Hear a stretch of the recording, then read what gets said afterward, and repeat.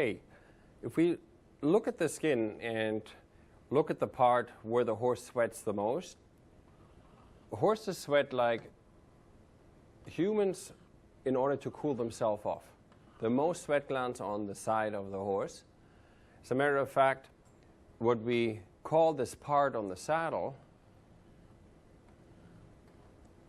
right here, we call the bottom part right there sweat flap. That's why we have the most amount sweat accumulation right to the side. Now I've been told is when the horse runs in the wild and is out of breath and it's totally sweaty, if the wind hits the largest surface area from the side, that cools the horse off very fast. Very, very rare you see a lot of sweat glands or sweat on top of the back. So the question comes, why do we see a sweat pattern where your saddle sits? Well, again, as I mentioned, the biggest sweat you see right here, if this is the front of the saddle, from the sweat flap. Where your tree sits, you see additional areas where the saddle has this right here is the stirrup bar. You got the gullet plate, your tree. So if we have the most sweat glands on the side, why do they sweat on top? Let's keep in mind that the shoulder blade, when the shoulder blade moves, it moves 6 to 8 inches further back. So we have constant shoulder coming back and forth.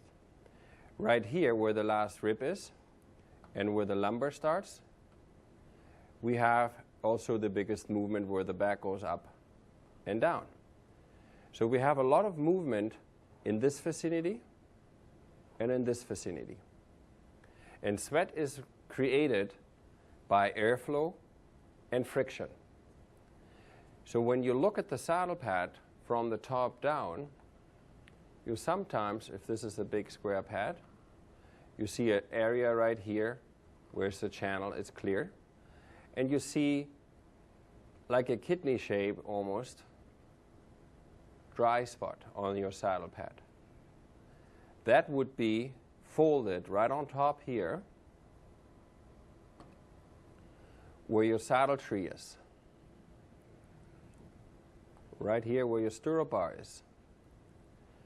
This area where that metal part is and where the gullet plate is the area what looks like a kidney shape.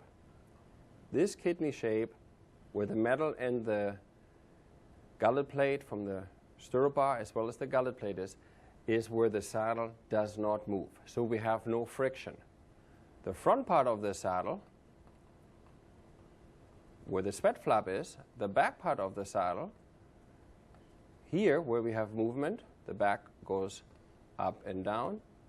Here where the shoulder goes back and forth. Here we have a lot of friction, airflow. Therefore, we have sweat in this area and sweat in this area. Right there where the kidney shape is, there's no friction. Therefore, you will not have any sweat right in that area. And sweat, the dry spot looks like that, you are okay. Most of the time, when it's really hot, that's the last area where it will get sweaty too.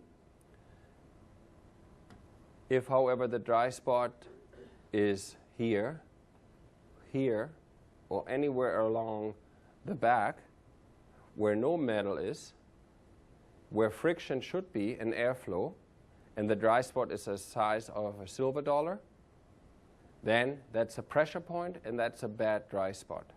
So as a thumb rule, to protect the horse's skin, we like to see even sweat marks. And if I have a dry spot, what looks like that, I'm okay.